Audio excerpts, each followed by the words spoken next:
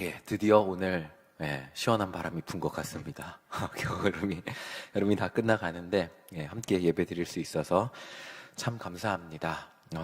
설교를 시작하며 질문을 하고 시작하겠습니다. 여러분들은 듣는 걸 좋아하십니까? 좋아하세요? 몇 시간까지 들으실 수 있습니까? 네. 그러면 반대로 말하시는 것을 좋아하십니까? 몇 시간까지 말하실 수 있으십니까? 사람마다 다를 수 있을 건데 제가 젊은이부 하면서 느끼는 것은 모두가 소그룹, 이렇게 젊은이들 소그룹 모임 하잖아요. 속회처럼. 그러면 소그룹 나눔을 모든 젊은이가 좋아하진 않습니다. 오히려 소그룹 하자 그러면 도망가요. 그런 청년들도 있어요. 소그룹에서 자기의 이야기를 하는 것을 힘들어하는 청년들이 분명히 존재해요. 그래서 제가 이 아이들은 그럼 말하는 거를 싫어하나? 이렇게 그리고 듣는 거를 좋아하나 관찰해 보면 또 그건 아니더라고요. 아이들 중에 소그룹 나눔을 싫어하는 경우는 이런 경우들이 많았어요. 대부분의 경우 여러 사람들 앞에서 자기의 속 얘기를 하는 것을 불편해하는 성격이더라고요.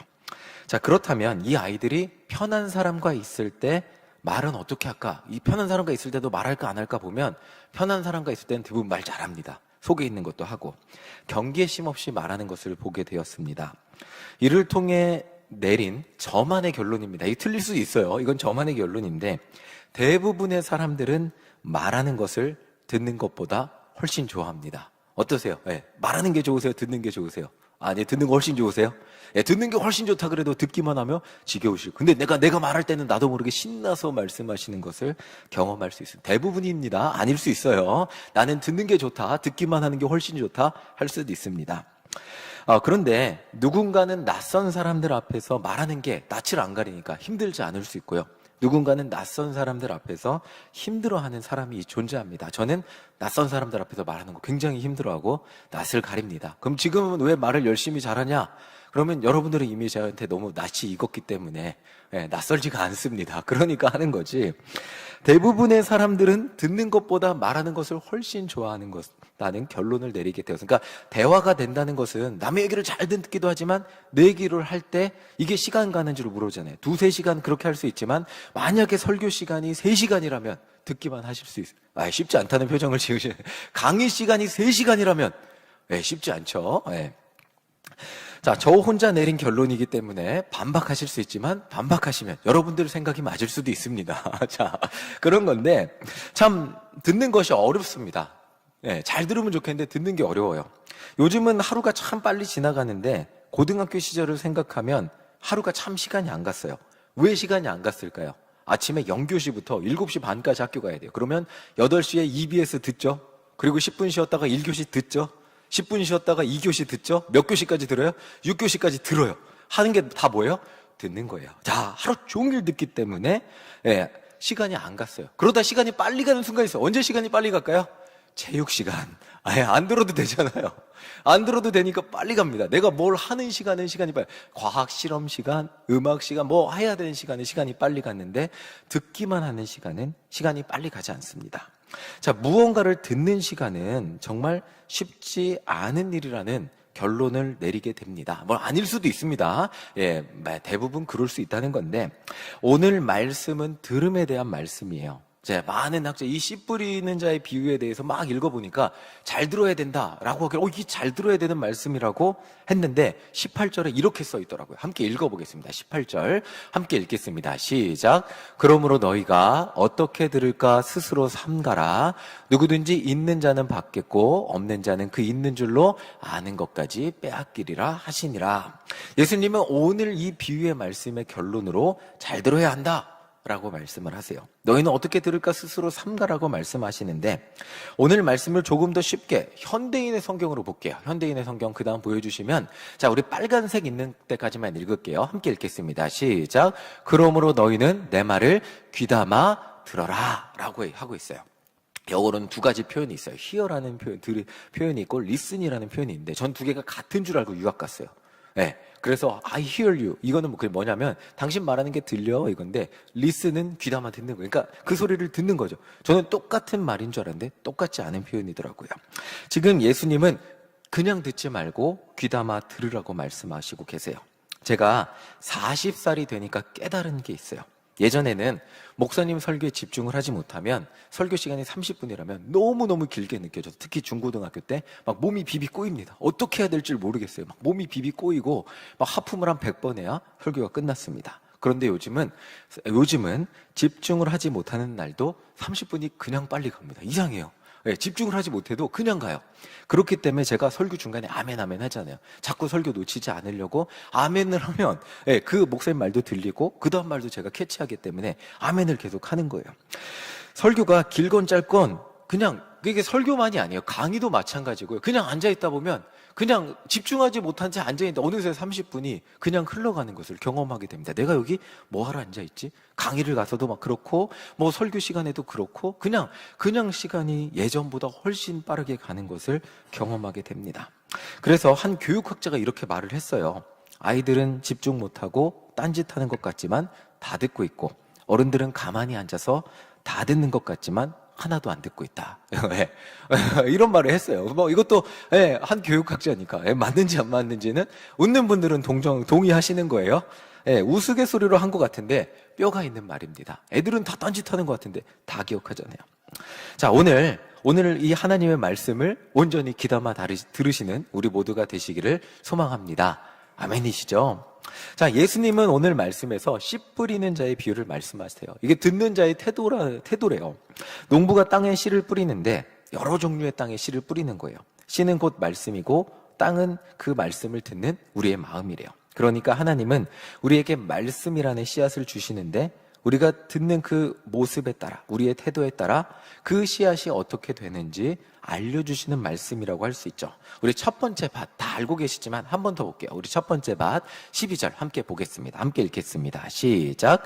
길가에 있다는 것은 말씀을 듣는 자니 이에 마귀가 가서 그들이 믿어 구원을 얻지 못하게 하려고 말씀을 그 마음에서 빼앗는 것이요.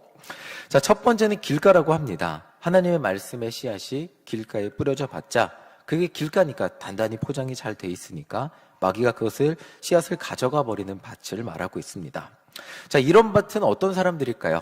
세상에서 하나님 모르고 사는 사람들이겠죠. 아무리 우리가 예수님을 알려주려고 전도해도 그들의 두껍게 포장된 마음에는 말씀이 들어갈까요? 들어가지 못할까요? 들어가지 못하죠. 그리고 곧 마귀가 채가버리고 그 씨가 뿌려졌는데 뿌려지는 흔적조차 없는 그런 삶을 살아가고 있는 사람들을 말합니다. 자, 이 설교를 들으시는 대부분은 이 밭은 아닐 거라고 믿습니다. 자, 그리고 다음 밭으로 넘어가 볼게요. 두 번째 밭, 우리 13절 함께 읽겠습니다. 시작. 바위에 있다는 것은 말씀을 들을 때에 기쁨으로 받으나 뿌리가 없어 잠깐 믿다가 시련을 당할 때에 배반하는 자요. 이번에는 바위 같은 마음을 말하는데 이 마음은 말씀을 들을 때는 기쁘게 듣는데 마음이 너무 딱딱해서 그 말씀이 뿌리를 내리지 못하고 시련을 당하면 무너져 버리는 사람을 말합니다. 자, 지금은 우리가 함께 웃으면서 신앙생활을 하는데 시련을 당하면 그 사람의 신앙의 깊이가 드러나기 마련이죠. 시련 가운데 하나님 앞에 우리가 시련을 당하면 만약에 재정의 문제를 당하면 기도해야 될까요? 더 열심히 돈 벌러 갈까요? 돈 벌러 가야 될까요? 자, 사람 따라 신앙에 따라 다르겠죠. 하나님, 내가 돈 열심히 벌면 다음에 와서 열심히 섬기겠습니다. 한 사람 분명히 존재하죠. 이거보다 더 쉬운 예가 있어요. 아이들이 공부하다가 시험 기간이 되거나 재수를 하거나 하면 어떻게 하죠? 하나님, 제가 주일은 몇 번 좀 빠질게요. 열심히 공부하고 와서 내가 잘 되면 그때 하나님께 봉사하겠습니다. 어렵고 근데 신앙이 깊은 사람들은 어떻게 생각합니까? 하나님, 내 어려움 가운데 먼저 뭘 붙잡죠? 하나님을 붙잡죠. 문제 가운데, 돈 문제 가운데도 하나님 붙잡고 하나님이 인도하시는 대로 살아가면서 그 해결하지 말란 얘기가 아니죠. 하나님의 인도하심을 따라서 하나님의 도우심을 받아 인생의 문제를 해결하며 살아갑니다. 청년들도, 재수하는 청년들도 마찬가지고 인생의 문제를 겪은 사람 마찬가지죠.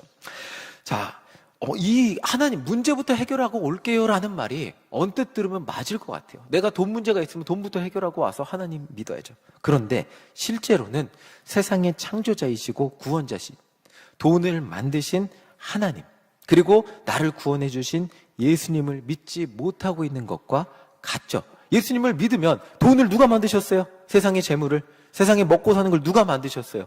하나님이 그러면 내 먹고 사는 문제는 누가 주관하십니까? 이걸 믿음으로 고백하면 내 인생에 그 문제가 생기면 어디부터 엎드려야 돼요?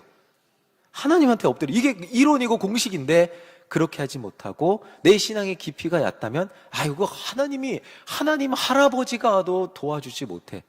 내가 내 힘으로 먼저 해결하고 와서 그 다음에 교회 열심히 다녀야지 라고 우리의 신앙의 깊이가 나오게 되는 거죠. 문제 앞에서 해결의 첫 걸음이 무엇이냐?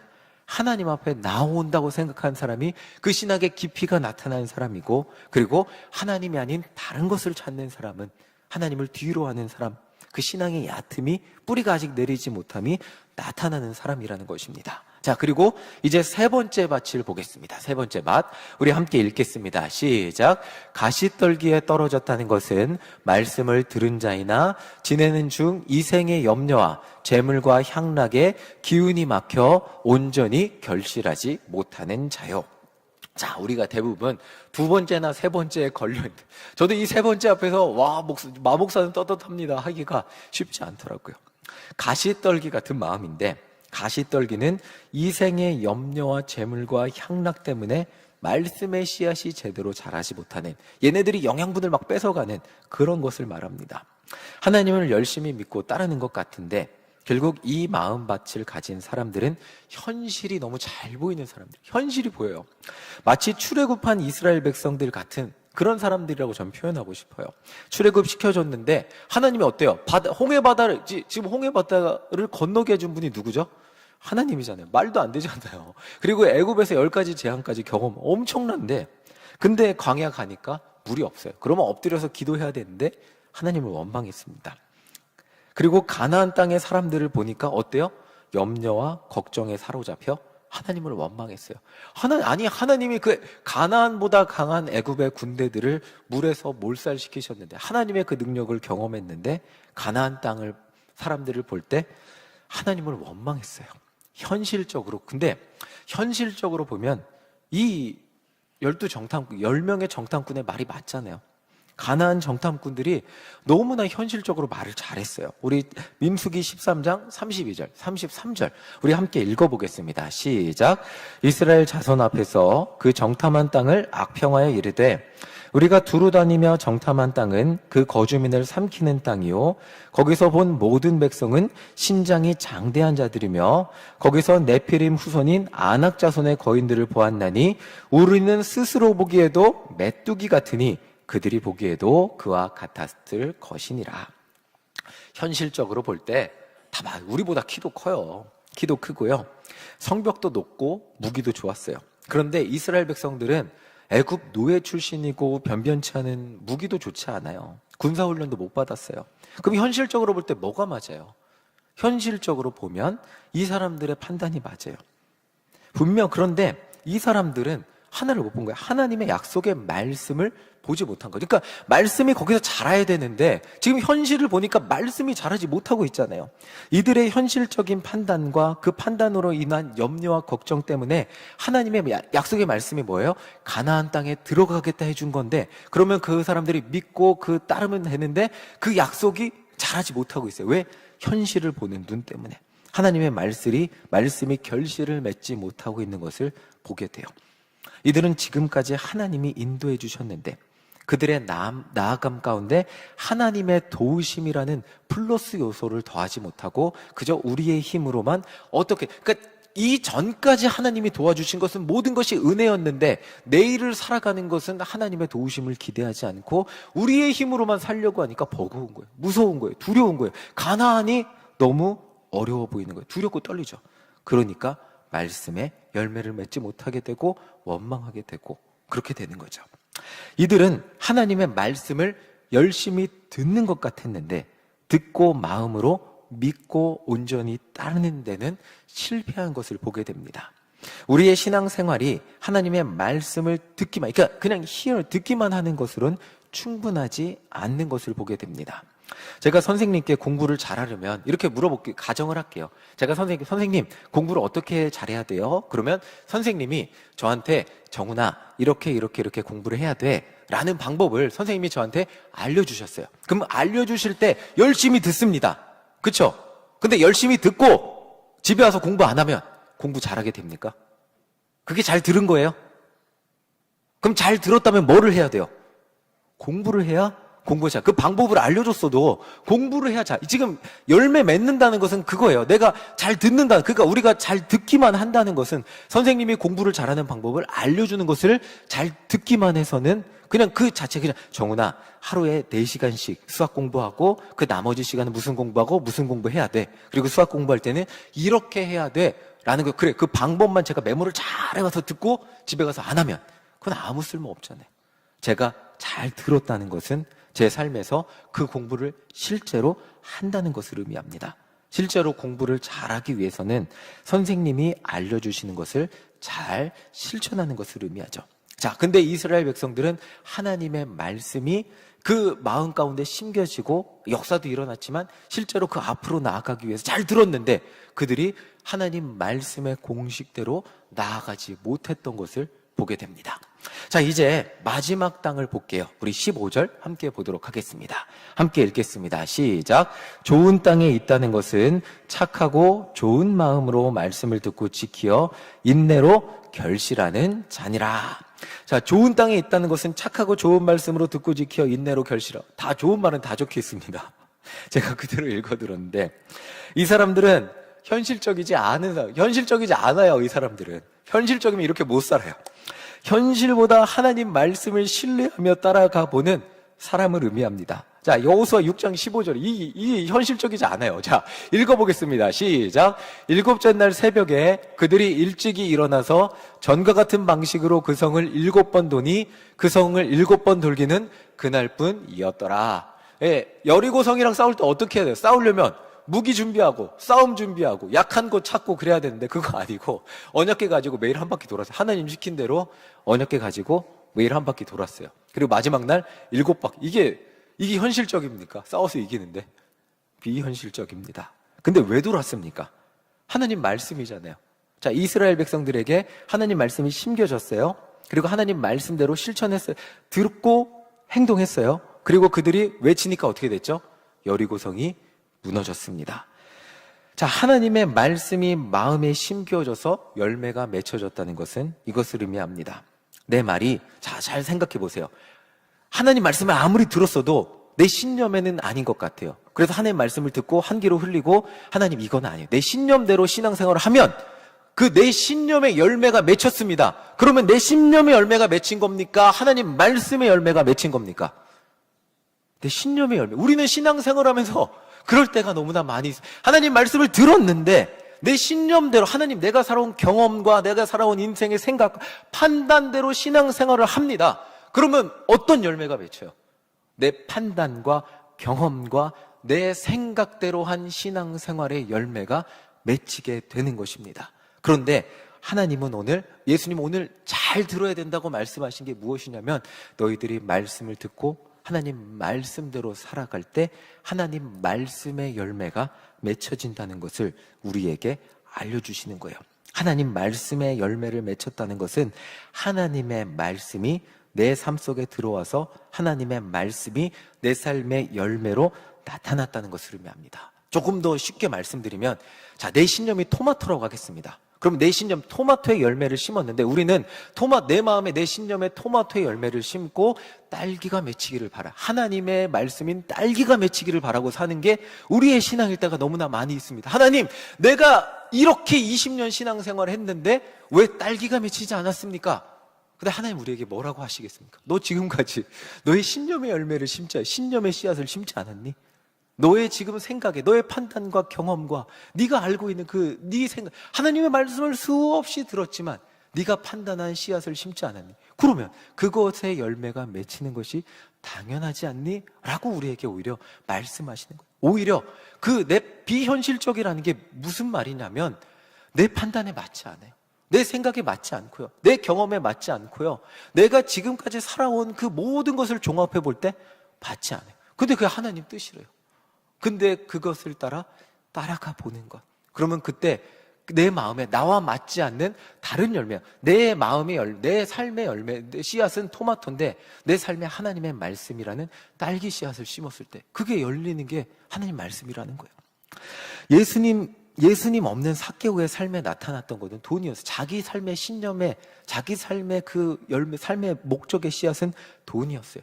그리고 돈의 열매를 맺으며 살아갔어요. 그리고 근데 그 돈 때문에 다른 모든 것을 잃어버렸거든요. 근데 돈 앞에서 하나님의 말씀은 보이지 않는, 그냥 돈이라는 열매 믿고 살았어요. 자, 그런데 삭개오의 삶이 하나님의 말씀이라는 씨앗이 심겨졌을 때 다른 열매를 맺게 되는 것을 보게 됩니다. 누가복음 19장 8절 우리 함께 읽어보겠습니다. 시작. 삭개오가 서서 주께 여짜오되 주여 보시옵소서, 내 소유의 절반을 가난한 자들에게 주겠사오며 만일 누구의 것을 속여 빼앗은 일이 있으면 내 갑절이나 갚겠나이다. 하나님의 말씀이 그 마음 안에 자리 잡으니까 돈이라는 욕망의 도구, 돈이라는 그 인간이 피할 수 없는 현실을 넘어서게 됩니다. 그리고 그 돈이라는 도구는 가난한 사람을 돕는 도구가 돼요. 그의 삶에 하나님을 사랑하고 이웃을 사랑하는 열매가 맺히게 됐어요. 현실적으로 맞지 않죠. 누구의 것을 속여 빼앗은 일이 있으면 네 배나 갚고요, 내 절반을 가난한 사람을 현실로 맞지 않아요. 근데 하나님 말씀이 그 마음 안에 심겨지고 그 씨앗이 심겨져서 열매를 맺으니까 그런 삶을 살게 되는 거예요. 조선시대의 공부는 한 번 읽고 이해하는 걸 넘어선다고 합니다. 마음에 새겨지는 것을 의미해요. 그래서 읽은 책도 읽고 읽은 책도 읽고 읽은 책도 읽고 마음에 새겨질 때까지, 눈 감고 외울 때까지 읽었다고 하죠. 그래야 삶에 나타난다고 생각했기 때문이죠. 오늘 말씀의 들음이라는 것은 그것을 의미합니다. 한 번 들고 아는 것, 그게 아니고 듣고 귀에 피가 나도록, 못이 박히도록 들어서 그렇게 살지 않으면 내 마음이 불편한 것. 너무 많이 들었는데 그렇게 살지 않으면 내 마음이 어렵고 힘든 것. 젊은이부 제가 제자훈련을 이제 토요일 날 해요. 근데 한 청년이 이렇게 목사님 저 전도하는데 부담감이 있어요, 그러더라고요. 아, 그렇구나. 근데 너무 부담감 갖지는 않아도 되는데 만약에 그런 마음이 있다면 하나님 주신 마음이니까 그 친구를 어떻게 전도할까 기도해보자 라고 했어요. 그 청년 마음에 왜 전도에 대한 부담감이 있었을까요? 전도가 맞는 걸 알고 있고 또 그 청년 마음에 전도가 하나님의 말씀이 심겨졌기 때문에 전도를 해야겠다는 그런 부담감이 생겼겠죠. 그리고 실제로 그 친구를 몇 번 데리고 왔어요. 그런데 데리고 왔는데도 이렇게 등록을 하지 않으니까 부담감이 생겼던 거예요.